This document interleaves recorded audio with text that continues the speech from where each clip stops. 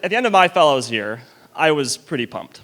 And I was really excited about all the things I'd learned about vocation and liturgy and community and all these things, and about how that was preparing me, as I understood, to step into the next season that I was entering, which was law school for me. But before I went down to Atlanta to start at Emory, I grabbed lunch with someone named Bill Haley, who the Falls Church Anglican folks probably know. And so I was at lunch, and I'm telling Bill about all the things I wanted to do in this next season, and get really involved with the church, and maybe find a wife, and keep working on my athletic prowess. I was an athlete in college and in law school, that too.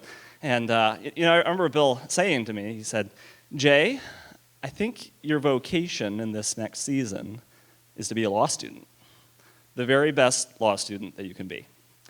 And I realized how much of a gift Bill's words were when I got to law school and realized just how rigorous and demanding it was.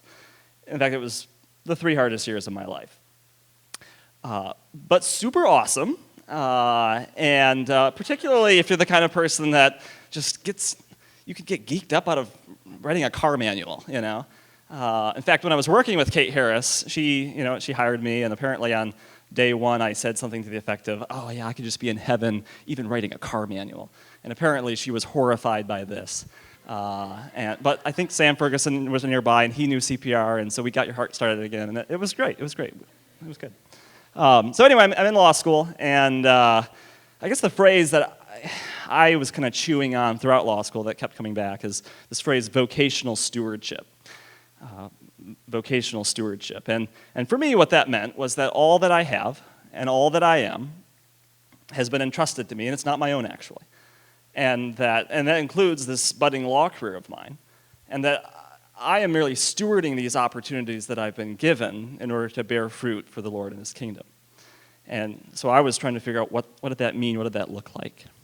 And given that I was working 70 to 80-hour work weeks, week after week, I tried the Sabbath thing for about a week, and then, anyway, so I was working 70 to 80-hour work weeks all the time, and without the language of vocational stewardship, I would not have been able to make sense of all that work that I was doing. And I'm sure there were times that I chose work when I should have chosen to invest in a relationship or fellowship or community or service in some way. But again, without that language, I wouldn't have been able to make sense of that as anything other than being a form of idolatry. And in the mystery of God's grace, I believed, and I had to believe, that this crucible in which I found myself was the place that God had called me to faithfully be in that season. So around mid-third year, I was in the office of someone named Professor Frank Alexander, one of my professors, and he was one of my biggest role models in law school as a professional. And so side note, his sister, Susan Yates, I learned this right when I got to law school, is married to John Yates at the Falls Church Anglican. And my world went like, whew, and realized just how, and so the lesson there is, wherever life takes you at the end of fellows will still follow you wherever you go. And that's a good thing. That's a good thing. So I'm in his office, and I lined up a judicial clerkship for after law school, which is like you work at a court, and it's like a 1-year, 2-year gig.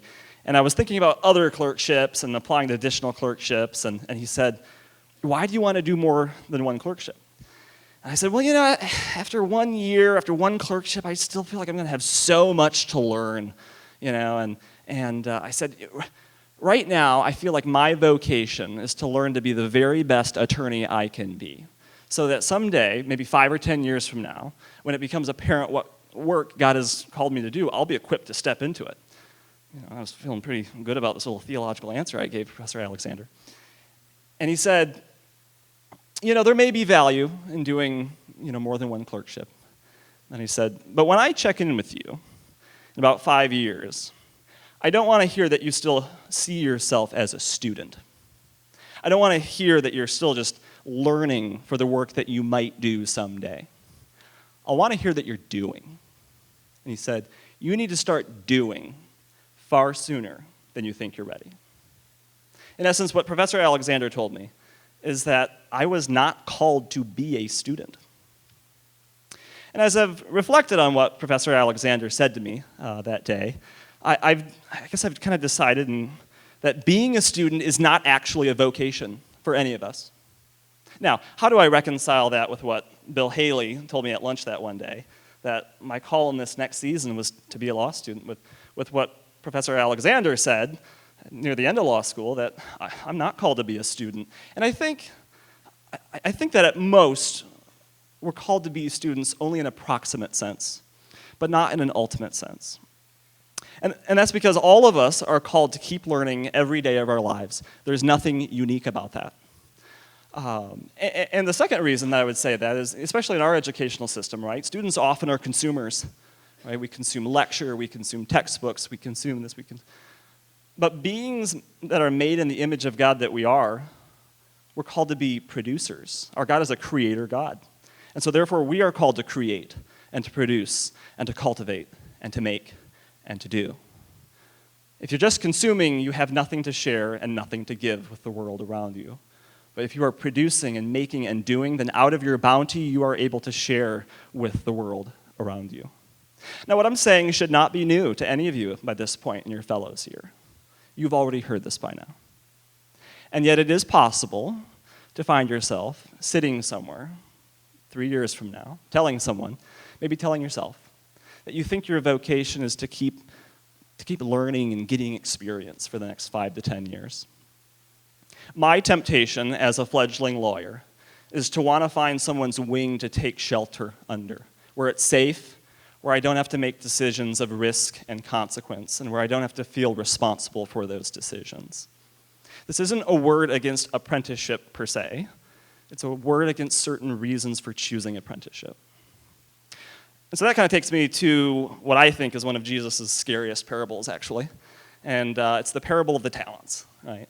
So you got, dude 1, dude 2, and dude 3, and they each get some talents, and the one guy gets 1 talent, and he takes it and he buries it, and then the master's not very happy with that, and right.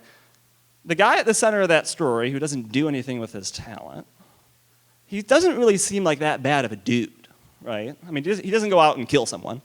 He doesn't go off and do bad things. He doesn't even probably have bad intentions.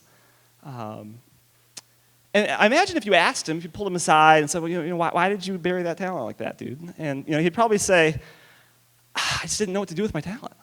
I thought I'd keep learning and getting experience so that someday I might do something with it. The master's displeased because one talent dude wasn't called to do something with his talent someday down the road. He was called to do something much sooner than he probably thought he was ready to. So I'll close with this. In a room this size, lots of folks here, and probably lots of reasons for doing fellows this year, right? Maybe, since you were 8, you have always wanted to spend a year thinking about vocation and leadership and community, right? Maybe, if you're more like me, you knew you were going to grad school and you kind of had to figure out like a gap year thing, and then you just kind of fell into this and it was like, what was that? That was amazing, right? And maybe you realized you were graduating from college and you're like, I don't really even know what I'm supposed to do with my life, and so this is a great year to kind of defer a year figuring out what that's going to be all about. Whatever the reason, at the end of all you've learned this year, it can be tempting to say, oh my goodness, I've learned so much. I now realize I have so much more to learn. In fact, I don't even know what I'm supposed to do now, I guess my word for you today is that you are called to bear fruit. And the fruit you bear may look different 5 or 10 or 40 or 60 years from now. And it may look different whether you're pressing into relationship or work or community or church or the different areas that you're called to be.